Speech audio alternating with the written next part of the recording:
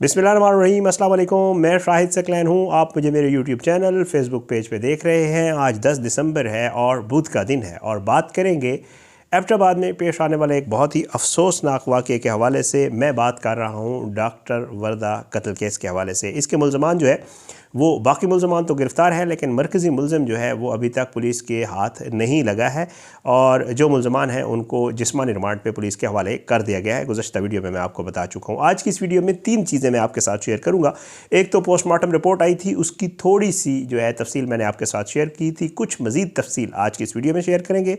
दूसरा जो इस वीडियो का हिस्सा होगा उसमें हम आपके साथ ये शेयर करेंगे कि इसके कत्ल की प्लानिंग के बाद जो सौदा हुआ था डॉक्टर वर्दा को कत्ल करने का, वो कितने पैसों में तय हुआ था और मुल्ज़मान ने अपनी तफ्तीश में पुलिस को क्या बताया है कि मामला क्या था।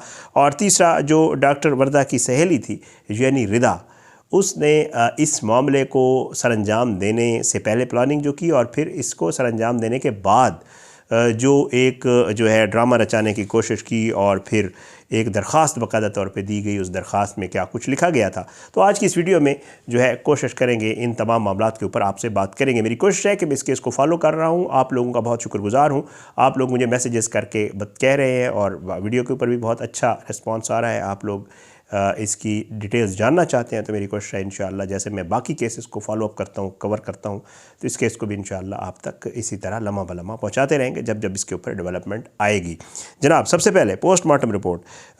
डॉक्टर वर्दा को जब लाया गया तो मेरे पास पोस्टमार्टम की कंप्लीट रिपोर्ट पड़ी है। बाकी डिटेल्स तो हल्की फुल्की ज़ाहिर है जो है, लेकिन इसकी जो मेन चीज़ है वो मैं आपके साथ शेयर कर देता हूँ। इस पोस्टमार्टम रिपोर्ट में जो है लिखा गया है कि जी इसमें डॉक्टर वर्दा की जो मौत है, ये कल मैं आपको बता चुका हूँ कि जी इसकी मौत जो है वो गला दबाने से हुई है और दम घुटने से हुई है और जो मरहुमा की मकतूला की गर्दन की हड्डी है वो टूटी हुई है। कल मैंने आपको बता दिया। 2 चीज़ें और हैं इस रिपोर्ट के मुताबिक। डॉक्टर वर्दा का जो गला है उसमें सामने राइट और लेफ़्ट यहाँ पे किसी चीज़ से बांध के खींचने के जैसे निशान होते हैं ना, पड़ जाते हैं, वो भी लिखा हुआ है कि ये भी है। दाएं बाजू और दाएं हथेली पर खराशें पाई गई हैं। अब ये अल्लाह ताला बेहतर जानता है उस वाक़े के या उसके दौरान अगर रजिस्ट किया है डॉक्टर साहिबा ने तो जो है ये भी खराशें भी हैं। और साथ में ये भी लिखा गया है कि जो मकतूला की आइज़ हैं, आईलिड्स, वो भी सूजी हुई हैं। फेस जो है वो भी स्वलन है और नाक से जो है वो खून बहने के भी शवाहिद मिले हैं। ये भी नहीं आइडिया कि क्या वजूहत हैं। बाकी इसके फोरेंसिक के नमूने ले लिए गए हैं, तो बाकी जो चीज़ें बाकी डिटेल्स वो है फोरेंसिक की रिपोर्ट आने के बाद होंगी। ये थी पोस्टमार्टम रिपोर्ट। अब आता हूँ सौदा कितने में हुआ। मुल्ज़मान ने ये इंकशाफ किया है जी, जो ख़ातून है इसकी सहेली वर्दा की रिदा, उसने ये कहा है कि जी ये जो मुलाजमीन थे या जिन लोगों से इसने ये कार्रवाई करवाई है सारी, उसने ये बताया है कि जी मैंने इन्हें पहले राज़ी किया और क्योंकि मुझे आइडिया था कि ये मामला अब करोड़ों में जा चुका है।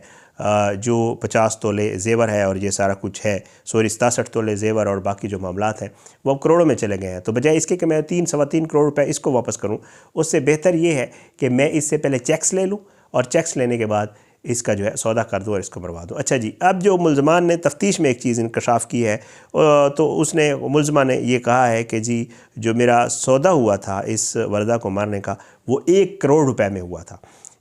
मुल्ज़मा ने रिदा ने जो है इन लोगों को कहा कि अगर आप ये सारा काम कर दें तो 1 करोड़ जो है वो मैं आपको दूंगी। और साथ ये भी है कि तफ्तीश के दौरान ये भी सामने आया है कि डॉक्टर वर्दा के ज़ेवरात जो है वो बैंक में जमा हैं, जिनके ऊपर 50 लाख रुपए बाकायदा कर्ज लिया गया था। पहले ये बात वैसे हो रही थी, लेकिन अब पुलिस ने बाकायदा तफ्तीश में ये कन्फर्म कर दिया है कि इसके ऊपर कर्ज लिया गया था। पुलिस ने मुल्ज़िम रिदा के खामद की 5 दुकानें भी सील कर दी हैं, जबकि कत्ल में मुलविस 5वें मुल्ज़िम शमरेज़ की गिरफ़्तारी के लिए कार्रवाई जारी है। और इसमें यह भी है कि जी अगवा और कत्ल में इस्तेमाल होने वाली दोनों गाड़ियां भी बरामद कर ली गई हैं। तो ये डेवलपमेंट आई थी, मैंने कहा आपके साथ शेयर कर दूं। अब आता हूं उस मामले की तरफ जो एक दरख्वास्त दी गई थी। ये करने के बाद जो डॉक्टर वर्दा की सहेली रिदा है उसने डीपीओ के एक दरख्वास्त दी थी। वो क्या है वो आपके साथ शेयर कर देते हैं। डॉक्टर वर्दा की सहेली रिदा ज़ौजा हमीद ने गैर जानिबदार इंक्वायरी के लिए डीपीओ को दरख्वास्त दी और उस दरख्वास्त में उसने क्या लिखा कि जी गैर जानिबदार इंक्वायरी करवाया जाए, हमारे पे इल्ज़ाम लगाया जा रहा है, हमें फंसाया जा रहा है। ये बाकायदा तौर पे उसने लिखा जब ये गिरफ़्तार नहीं हुए थे तब से और जब ये मामला नहीं हुआ था। मेरा इस वाक़े से कोई ताल्लुक़ वास्ता नहीं, हमें फंसाने और बदनाम करने की कोशिश की जा रही है, ये कहा रिदा ने।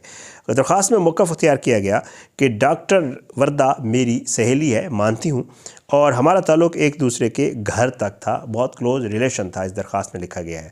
इस दरख्वास्त में ये लिखा गया है कि उसने शारजा जाने से कबल मेरे पास अपने ज़ेवरात बतौर अमानत रखवाए थे, ये इसने तस्लीम किया, जिस पर मैंने एक स्टाम्प भी लिख कर दिया था। हमारे दरमियान एक एग्रीमेंट हुआ था और वो बाकायदा तौर पर एक स्टैम्प पेपर पर था, ताकि ज़िंदगी में अगर कोई हादसा या मौत हो जाए तो डॉक्टर वर्दा की अमानत तहरीर पर उसे वापस की जा सके। मतलब मैं इतनी फेयर हूँ अपनी सहेली के साथ। देखें ना, लोग फिर अपने आप को बचाने के लिए किस तरह के ड्रामे करते हैं। ये DPO को दरख्वास्त दी कि मैंने एक स्टाम्प लिख दिया और कहा कि अगर मेरी मौत वाक़ई हो जाए, मुझे कुछ हो जाए, ताकि तुम्हें ज़ेवर तो तुम्हारे वापस मिल जाए ना। उसके बाद वो लिखती हैं कि जब डॉक्टर वर्दा शारजा से वापस आई तो वक्तन फ़वक्तन मुझसे उधार भी लेती रही, शारजा से वापस आने के बाद, जो कि तकरीबन 83 लाख रुपीज़ बनते हैं। 2 माह कबल वर्दा ने अपने ज़ेवरात वापसी का तकाज़ा किया तो मैंने उससे लिया गया उधार भी वापसी का कहा कि जी ठीक है, मैं तुम्हें ज़ेवर वापस कर देती हूँ और तुमने जो 83 लाख रुपए लिए हैं वो मुझे वापस कर दो। ये रकम मैंने उसे अपने खामन से लेकर दे रखी थी और डॉक्टर वर्दा ने कहा कि मुझे मेरे ज़ेवरात वापस करो, मैं तुम्हें चेक दे देती हूँ, जो है ये बड़ा आसान है।